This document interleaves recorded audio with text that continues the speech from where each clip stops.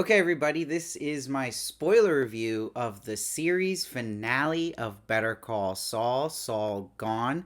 This was written and directed by Peter Gould, who is obviously the showrunner of the show, so it's only fitting that he is the one who does this final episode.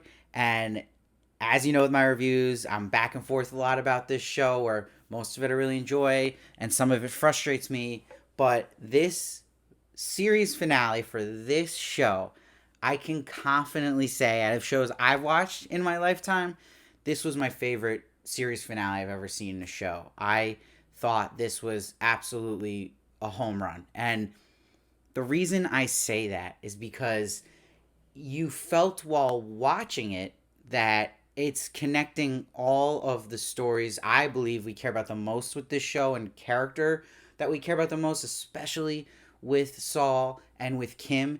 But that it leaned so well into the story of Saul Goodman, with this show Better Call Saul really leaning into the duplicity of the character, these two sides of him, almost like a Jekyll and Hyde with Jimmy and Saul.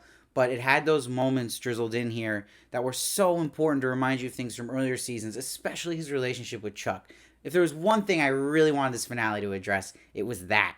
And to have even that moment just remind you this complicated relationship they have as brothers, but that again, he was still taking care of him in different ways.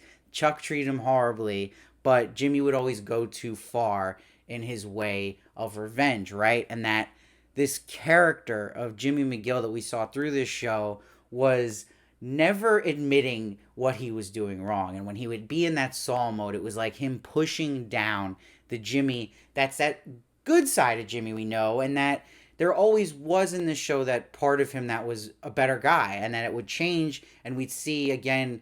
We have to be convinced through better Breaking Bad that he's this Saul Goodman type, and then we see he gets to Gene, which he's full psycho here. And props to Bob Odenkirk. This whole episode was his best performance to date. It blew me away. And even with Gene, just thinking about when he was in the jail cell and he's in full psycho mode, there laughing was just crazy. And I thought that to that point that we saw him go through these phases of his life and these different characters in his life, and that it comes full circle to that Jimmy just coming right at the end there out of him. But the character growth is there, meaning the great stories have that change and growth in a character at the end, right? That you're seeing where a character starts and where they end. And what they brilliantly did with this show is that they ended it that he finally confesses to what he's done.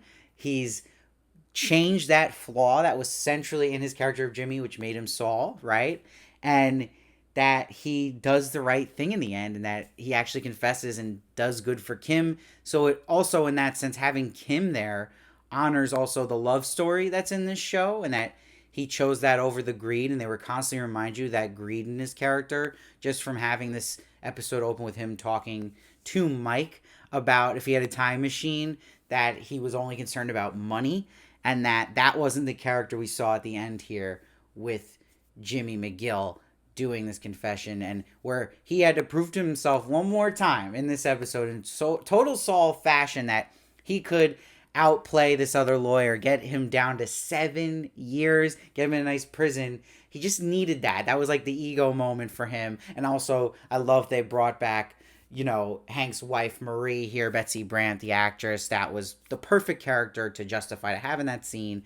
And I thought that it really just brilliantly honored these different areas we've seen, where it started with Gene, then we got Saul at his finest to Jimmy, but this new awakened Jimmy in the end. So that's why, to me, you look at it as a finale. The whole thing is tight. Everything contributes to character, plot, and it all has this weight. And this is where I've had frustrations in this season, but this is that type of episode I'm talking about, where everything means something, and that you feel so much happening and so many different emotions going on. And it felt like the best of Breaking Bad. And I would argue again that this was even better than the Breaking Bad finale, because we had that full character growth by the end with Jimmy McGill. And I love that he has this moment again of everything he would love, right? With Saul, where everyone's chanting his name in the prison bus.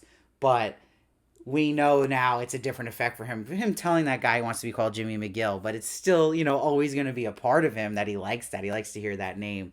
So I thought that was great. I love that we had Kim get to be a lawyer again, and that she had her cigarette classically with Jimmy, and that they had the light still on the cigarette. It wasn't in black and white, which is a nice touch.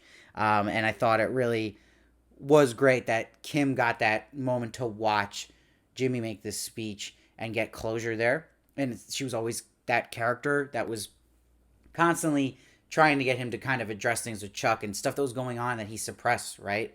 And that she had more truth to her as a character and more realism to her, and that Jimmy was so easy to turn that off and become this character of Saul and act, right? And the best writing to date with this show, and it was in this episode, was when he mentions about Kim, that she was the one who stopped and he is the one who ran away. And that was like such a great thing they planned out with the show, that Kim did stop at the end when she broke up with Jimmy, that they were bad for each other. She knew when to stop, where Jimmy didn't. And he acknowledges that, and it makes sense for both characters. It's earned. And I thought that line really summed up the two differences in that those two characters, that Kim could stop and Jimmy couldn't, because she was at the point here towards the end of Saul's timeline, the regular timeline, that she was becoming worse than Saul. So she was someone who knew to stop, and we know now with Saul he didn't, and he went further and further into Breaking Bad territory, where we eventually see Gene.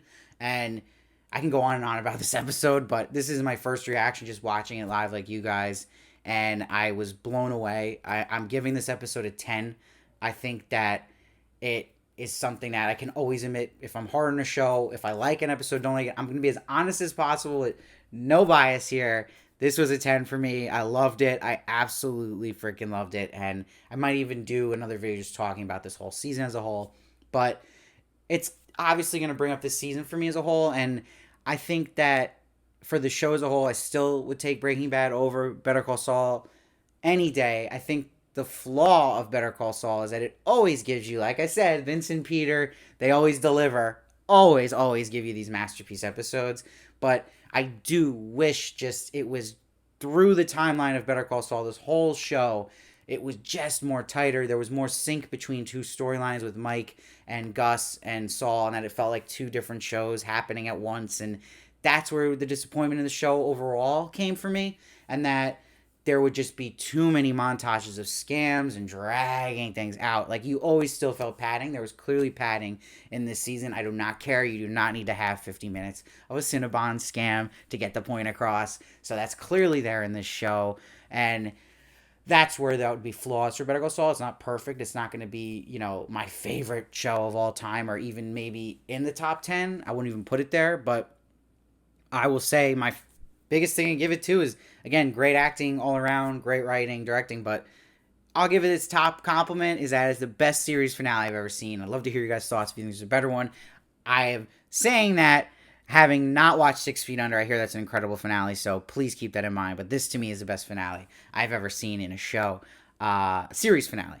But let me know what you guys thought, and I also want to just give a thanks first and foremost to everybody who has watched my Better Call Saul reviews from the start as well. I've been doing the show for a while, so this is an emotional night for me because I've had great heated debates with you guys, and I can respect that with the fans of Saul, but it's also a show I started doing when I first started doing this stuff, and that's why I also got to give thanks to AMC, because they gave me a shot when I had no subscribers. So if there's a network that gave me a door to even get screeners early, it was them, which was awesome. And they believed in the little guy, and I always respect that. And I got to give a shout out to Patrick Fabian and Carrie Condon, who was also in the show, plays Mike Ehrmantraut's daughter.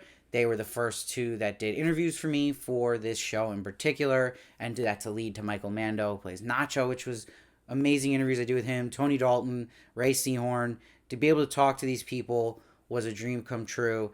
Thank you to Rachel Cooperstein, Emily Hunter, and again, all these publicists at AMC who helped me too, and Farron.com. I really am so thankful to all this. I have to put this in because, again, it feels like it's also closing a chapter for me, having to start as just doing this is one of the first shows I ever did, and to close here and close this chapter with Saul. And I'm excited and grateful for all you guys. And if you were along this journey with me, again, I try to read all these comments, so I'd love to hear your thoughts here about this finale. And I'm excited Vince Gilligan is planning to do something different, which I think is a smart move now to get kind of out of this universe. You don't want to just beat something to the ground. We see so many shows do this now. And, try out maybe a different network, different kind of format, so he's not worrying about commercials and stuff with AMC. He's already said he's planning something, I think sci-fi. Don't quote me though, but I think he's trying to do sci-fi and shopping into different networks right now. He wants to change. I know he does want to change and leave this kind of universe and do something different, different genre-wise. So I'm excited to see what he's got next with Vince Gilligan. But again, let me know. And if you really love my reviews, please stay with me. If you could subscribe, it means so much. If you can do a tip even, that would be great. That's the thanks button below. Or become a member and donate, which is even awesome. You get perks and everything and whatever. If you just subscribe in general, it just helps so much. You have no idea that just hitting that button helps me. So, or you can follow me on Twitter, Instagram, and TikTok as well, at Steve Varley Show. And I'll see you guys next time.